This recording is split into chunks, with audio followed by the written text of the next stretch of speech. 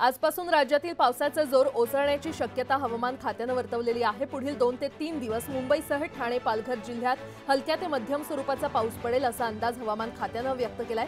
तर मुंबईसह कोकण आणि विदर्भातील 18 जिल्ह्यात उघडीपाची परिस्थिती आहे आणि 5 ऑक्टोबरपर्यंत ती जाणवू शकते असा अंदाज आहे।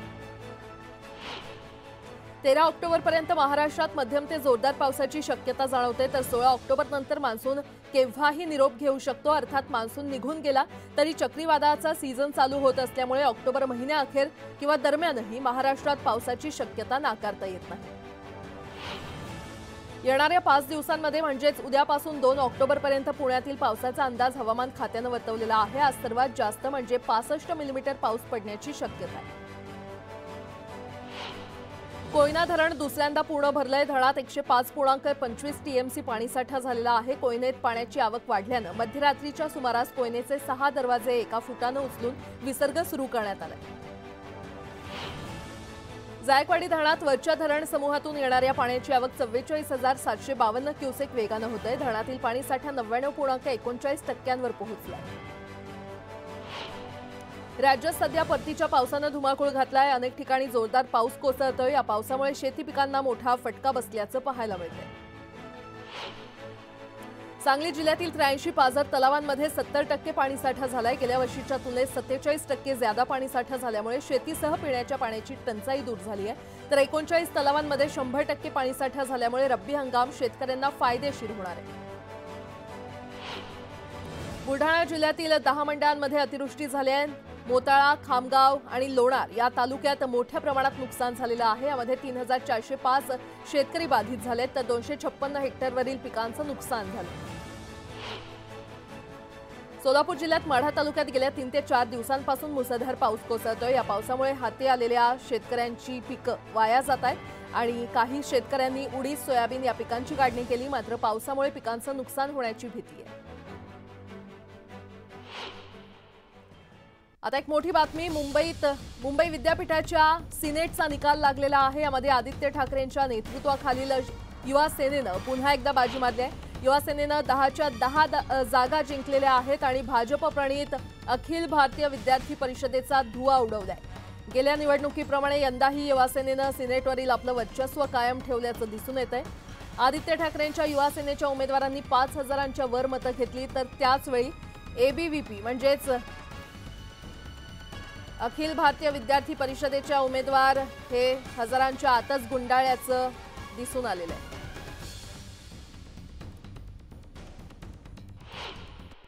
पुण्यातील पोर्शे कार अपघात प्रकरणावरून शरद पवारांनी वडगाव शहरीचे आमदार सुनील टिंगरे यांच्यावर जहरी टीका केली आहे। हा दिवटी आमदार त्या आरोपींना वाचवायला पोलीस स्टेशनमध्ये जातो असं पवार म्हणाले। राष्ट्रवादीकडून निवडून आलेला आणि सोडून गेलेला आमदार स्वतःला दमदार आमदार म्हणवतो। निवडणुकीत त्याचा कसा बंदोबस्त करायचा ते लोक बघून घेतील अशा शब्दात शरद पवार यांनी सुनील टिंगरेंना दम भरलाय। आधी मुख्यमंत्रीपदाचा चेहरा जाहीर करा, मग निवडणुकीला सामोरं जा, असं काही दिवसांपूर्वी उद्धव ठाकरे म्हणाले होते। निवडणुकीनंतरच मुख्यमंत्रीपदाच्या चेहऱ्याबाबत निर्णय घेतला जाईल आणि हे उद्धव ठाकरेंना देखील मान्य असल्याचं नाना पटोले म्हणाले।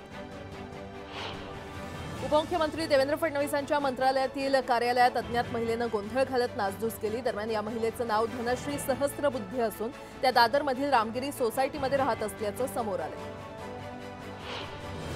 संबंधित महिलेनं ही नासधूस का केली याचा किस्सा CNN न्यूज 18च्या कार्यक्रमात देवेंद्र फडणवीसांनी स्वतः सांगितलाय। संबंधित महिला मनोरुग्ण असून तिला सलमान खानशी लग्न करायचं असून राजकीय नेत्यांना भेटून ती सलमानचा नंबर मागत असल्याची माहिती आहे।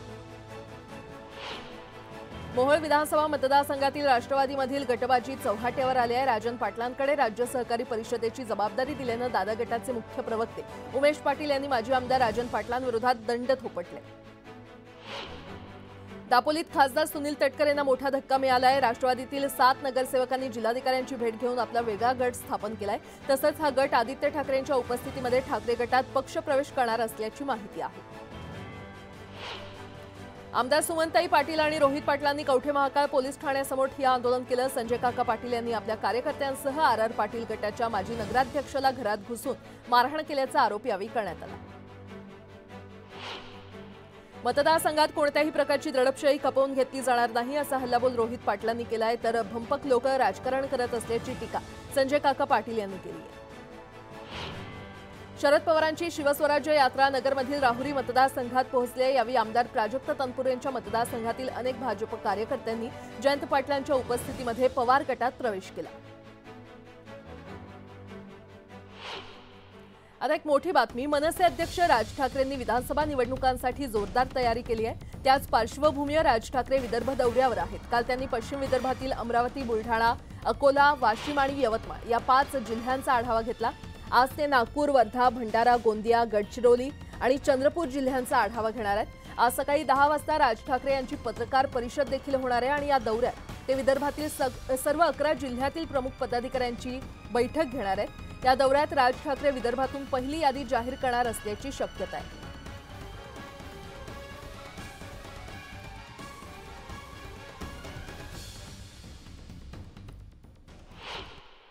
अंबरनाथ आणि बदलापूर शहरासाठी उल्हास नदीतून अतिरिक्त 7 दशलक्ष घनमीटर पाण्याचं आरक्षण मंजूर करण्यात आलेलं आहे। त्यामुळे अंबरनाथमधील पाणी योजना मार्गी लागणार आहे, तर पाणी आरक्षणामुळे रखडलेली बदलापुरातील पाणी योजना मंजूर होणार आहे।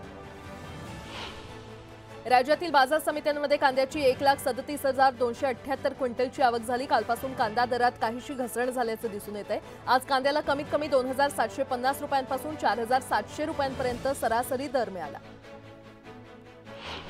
पांढऱ्या कांद्याच्या उत्पादन वाढीसाठी कृषी विभागाने पुढाकार घेतलाय। त्यानुसार 3 हेक्टर क्षेत्रावर बियाणे उत्पादन तयार करण्याचा ॲक्शन प्लॅन कृषी विभागाने तयार केलाय। पंतप्रधान शेतकरी सन्मान निधी योजनेच्या नावाखाली शेतकऱ्यांची फसवणूक होते। या योजनेचं खातं अपडेट करा म्हणून लिंकचा मेसेज येतो आणि शेतकऱ्यांच्या बँकेचे खातेच खरं तर रिकामे होत असल्याच्या तक्रारी सायबर सेलकडे दररोज प्राप्त होत आहेत। जलजीवन मिशन अंतर्गत पाणी पुरवठा सुरू झाल्यानंतर या कामांच्या देखभाल आणि दुरुस्तीसाठी प्रत्येक ग्रामपंचायतीमध्ये गवंडी, प्लंबर, मेकॅनिक आणि फिटर याप्रमाणे 3 नल जलमित्र नेमले जाणार आहेत आणि यामुळे कौशल्य असलेल्या तरुणाला गावातच रोजगार मिळणार आहे। मुंबईतील जोगेश्वरी मेट्रो स्थानकावर पाण्याची गळती झाल्याचं दिसून आलं। एका प्रवाशानं याचा व्हिडिओ सोशल मीडियावर पोस्ट केला। यानंतर महामुंबई मेट्रो ऑपरेशन कॉर्पोरेशन लिमिटेडकडून या प्रकाराबाबत जाहीर माफी मागण्यात आली।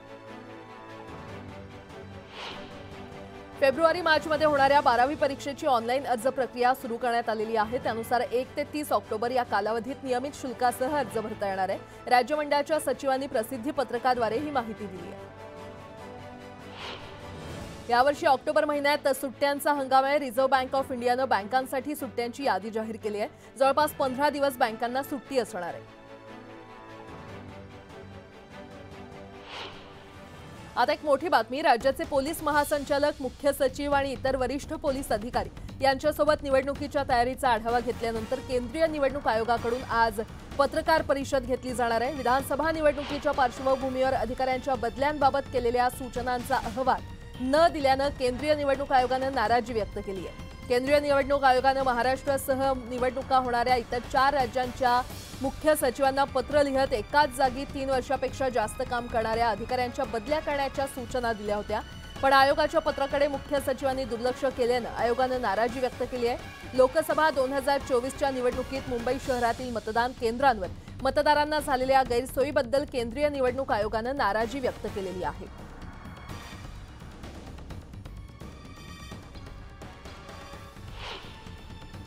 जम्मू काश्मीर आणि हरियाणामध्ये विधानसभा निवडणुकांची धामधूम सुरू असताना केंद्रीय निवडणूक आयोगानं महाराष्ट्राच्या सचिवांना पत्र लिहिलंय। आगामी विधानसभा निवडणुकांच्या पार्श्वभूमीवर अधिकाऱ्यांच्या बदल्या करण्याबाबत केलेल्या सूचनांचा अहवाल न दिल्यानं केंद्रीय निवडणूक आयोगानं नाराजी व्यक्त केलेली आहे। सध्या कांदा उत्पादक शेतकऱ्यांना अच्छे दिन आलेत। कांद्याच्या दरात चांगली वाढ झालेली आहे, मात्र दुसरीकडे ग्राहकांच्या खिशाला झळ लागत असल्याचं बोललं जातंय। सध्या कांद्यासह टोमॅटो तसंच हिरव्या भाज्यांचे भाव देखील वाढलेले आहेत। मुंबई महानगरपालिकेनं जागतिक रेबीज दिनानिमित्त आजपासून संपूर्ण मुंबईतील भटक्या श्वानांचे रेबीज प्रतिबंध लसीकरण करण्याचा निर्णय घेतलाय। पालिकेच्या सर्व प्रशासकीय विभागात लसीकरण मोहिमेचं आयोजन करण्यात येतंय। लसीकरण झालेल्या श्वानांची माहिती नोंदवण्यासाठी यंदा ऑनलाईन ॲप्लिकेशन तयार करण्यात आलं। विविध मागण्यांसाठी अंगणवाडी कर्मचाऱ्यांनी आक्रमक पवित्रा घेतलाय। 20 सप्टेंबरपर्यंत मागण्या मान्य न झाल्यास 1 ऑक्टोबरपासून राज्यभर चक्काजाम करण्याचा इशारा देण्यात आलेला आहे। सध्या सोन्या चांदीच्या दरात सातत्यानं वाढ होते। सध्या परताव्याच्या बाबतीत विचार केला तर सोन्यापेक्षा चांदीला चांगलाच परतावा मिळतोय। अशा परिस्थितीत चांदीची किंमत 1 लाखांच्या पुढे जाऊ शकते का असा सवाल उपस्थित केला जातोय। सप्तशृंगी गड घाट रस्त्यावरील मलबा हटवण्याचं काम सुरू आहे आणि यामुळे सोमवारी सकाळी 7 ते दुपारी 12 वाजेपर्यंत नांदुरी ते सप्तशृंगी गड घाट रस्ता वाहतुकीसाठी बंद असेल। यंदा सणासुदीच्या काळात होणारी गर्दी हाताळण्यासाठी रेल्वेनं 6000 विशेष गाड्या चालवण्याचा निर्णय घेतलेला आहे। सर्वच गाड्यांमध्ये जनरल डबे वाढवण्यात येणार आहेत। मागणी वाढल्यानं विशेष गाड्यांची संख्या देखील वाढवण्यात येणार आहे।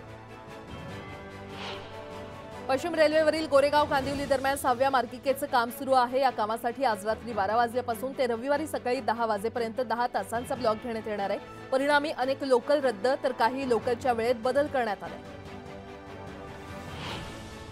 महाराष्ट्र लोकसेवा आयोगानं संयुक्त पूर्व परीक्षेत कृषी सेवेच्या पदांचा समावेश करण्याचा निर्णय घेतलाय। त्यामुळे कृषी सेवेतील 258 पदं ही राज्य सेवेच्या परीक्षेत समाविष्ट झाली असून उमेदवारांना 17 ऑक्टोबरपर्यंत अर्ज करता येणार आहे।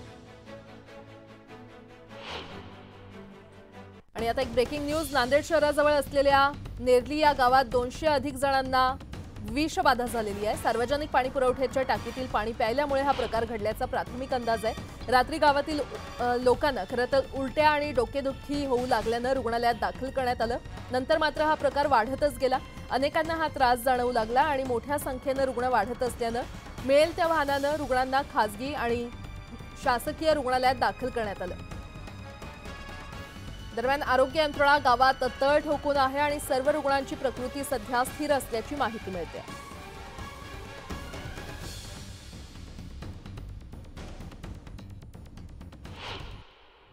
अमरावतीतल्या दर्यापूर तालुक्यात मुसळधार पावसामुळे पूरस्थिती निर्माण झाली आणि अशात माटरगाव इथे पुरात दुचाकी आणि बैलगाडी अडकल्याचं पाहायला मिळालं। यावेळी स्थानिकांनी सतर्कता दाखवत बैलगाडीवरील नागरिकांचे आणि दुचाकी चालकाचे प्राण वाचवले।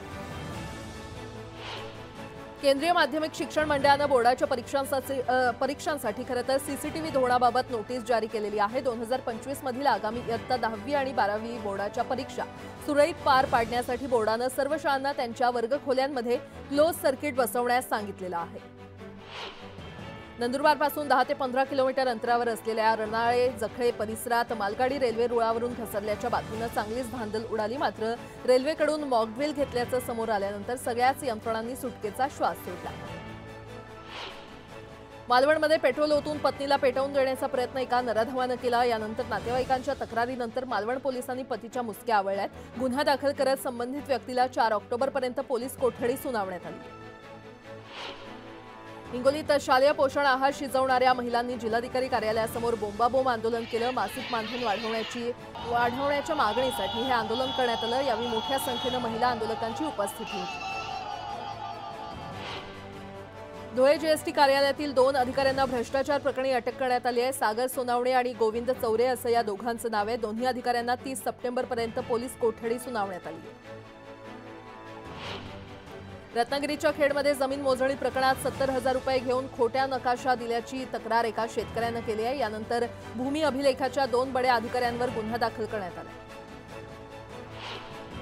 समाजाची परवानगी न घेता सासऱ्यानं प्रेमविवाह केला म्हणून सुनेला समाजातून बहिष्कृत केल्याचा धक्कादायक प्रकार बीडमध्ये उघडकीस आला। या प्रकरणी बीडच्या आष्टी पोलीस ठाण्यात 9 जणांविरोधात गुन्हा दाखल करण्यात आला।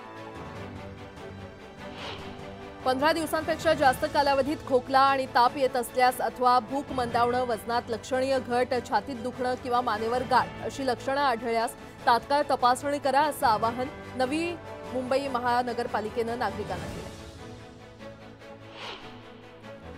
विधानसभा निवडणुकीच्या पार्श्वभूमीवर म्हाडाच्या घरांच्या सोडतीची लगबग सुरू आहे। 8 ऑक्टोबरला मुंबई मंडळाच्या 2030 घरांच्या सोडतीचा निकाल जाहीर करताना दुसरीकडे ठाणे, नवी मुंबई, वसई विरार आदी ठिकाणच्या अंदाजे 6,500 घरांसाठीची जाहिरात आचारसंहितेआधी प्रसिद्ध करण्याच्या दृष्टीनं कोकण मंडळाचे प्रयत्न सुरू आहेत। धाराशिव जिल्ह्यात सोयाबीनची लागवड 4.5 लाख हेक्टरवर करण्यात आली। मात्र सोयाबीन काढणीचा हंगाम संपत आला तरी सोयाबीन आधारभूत खरेदी केंद्र राज्य शासनाकडून सुरू करण्यात आलेली नाही। सोयाबीनला भाव नसल्यानं गेल्या 4 वर्षांपासून सोयाबीन उत्पादक शेतकरी आर्थिक अडचणीत आहेत। जालना तालुक्यातील काही गावांमध्ये रात्री ड्रोननं घिरट्या घेतल्यानं खरं तर नागरिकांमध्ये भीतीचं वातावरण पसरलंय। तालुक्यातील माळशेंद्रा, धार कल्याण, नंदापूर या भागात 2 ड्रोन कॅमेरे घिरट्या घालताना नागरिकांनी पाहिलेत। यामुळे नागरिकांमध्ये भीतीचं वातावरण आहे। आता एक सविस्तर बातमी। कोल्हापुरातील करवीर निवासिनी अंबाबाईच्या मुख्य मूर्तीचं दर्शन आज बंद राहणार आहे। गर्भगृहाची स्वच्छता करण्यात येणार असल्यानं दर्शन बंद ठेवण्यात येणार आहे। सकाळी 9 ते संध्याकाळी 6 पर्यंत दर्शन बंद असणार आहे।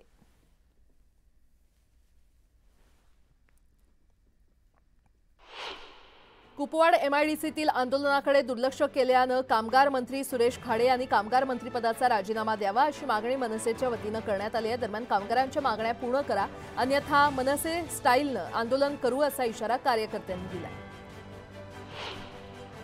मनोज जरांगे पाटील यांच्या आंदोलनातील शरद पवार हे पहिले राजकीय बळी ठरलेत। पवारांची पूर्वीसारखी सार्वत्रिक इमेज राहिली नसून ते फक्त मराठ्यांचेच नेते आहेत अशी प्रतिमा तयार झाल्याची टीका वंचितच्या प्रकाश आंबेडकरांनी केली आहे। नागपुरातील गोंड गोवारींच्या आंदोलनानंतर सरकारकडून गोंड गोवारी कृती समितीला बैठकीचं निमंत्रण देण्यात आलंय। उपमुख्यमंत्री फडणवीस यांच्या कार्यालयात 30 सप्टेंबरला दुपारी 1 वाजता ही बैठक होईल। पुणे जिल्हा दूध उत्पादक संघ म्हणजेच कात्रज डेअरीनं दूध उत्पादक शेतकऱ्यांना 2 रुपये दूध दर फरक देण्याचा निर्णय घेतलेला आहे। संघाची 65वी वार्षिक सर्वसाधारण सभा पार पडली आणि या आर्थिक वर्षात संघाला 3,01,57,000 निव्वळ नफा झालाय। राज्यातील शासकीय स्थानिक स्वराज्य संस्था अनुदानित शाळांमधील 3वी ते 9वीच्या विद्यार्थ्यांसाठी चाचणी घेतली जाणार आहे। या विद्यार्थ्यांची संकलित मूल्यमापन चाचणी घेतली जाणार आहे। 22 ते 25 ऑक्टोबर या कालावधीत ही परीक्षा होणार आहे। जालना जिल्ह्यातील परतूर तालुक्यातल्या परतवाडी ग्रामपंचायतीमध्ये कोट्यावधींचा अपहार झाल्याचा आरोप आहे। या प्रकरणी चौकशीची मागणी करत माजी सरपंचानं जिल्हा परिषदेसमोर आमरण उपोषण सुरू केलंय। ग्रामपंचायत अंतर्गत सरपंच आणि ग्रामसेवक यांनी कोट्यावधींची फसवणूक केल्याचा आरोप आहे। बदलापूर लैंगिक अत्याचार प्रकरणातील आरोपी अक्षय शिंदेच्या एन्काउंटरची सखोल चौकशी करण्यासाठी एसआयटीची स्थापना करावी अशी मागणी सर्वोच्च न्यायालयात करण्यात आली आहे। तसंच एन्काउंटर करणाऱ्या पोलीस अधिकाऱ्यांना निलंबित करावं अशी मागणी सर्वोच्च न्यायालयात जनहित याचिकेतून करण्यात आली आहे। नवी मुंबई पालिका प्रशासनानं शहरात 92 ठिकाणी 3R सेंटर्स उभारलेले आहेत। या माध्यमातून जुने कपडे आणि इतर साहित्य संकलित केलं जाणार आहे। या सेंटर्सचा ई-वेस्ट संकलनासाठी देखील उपयोग होईल। मागील काही वर्षांपासून मुंबईत आलिशान घरांची मागणी वाढलेली आहे। त्यामुळे मुंबईकरांची 2 BHK घरांना सर्वाधिक पसंती असल्याचं पाहायला मिळतंय। 50 लाख ते 1 कोटीपर्यंतच्या घरांच्या खरेदीत वाढ झालेली आहे असं सर्वेक्षण अहवालात उघड झालंय। 11वी प्रवेशाची 6वी विशेष फेरी नुकतीच संपली आहे, तर 11वीच्या प्रवेशासाठी अद्यापही विद्यार्थी रांगेत आहेत। नोंदणी झालेले 27,000 विद्यार्थी अद्यापही प्रवेशाविनाच आहेत, तर अद्यापही मुंबईत 1,01,149 जागा रिक्त आहेत।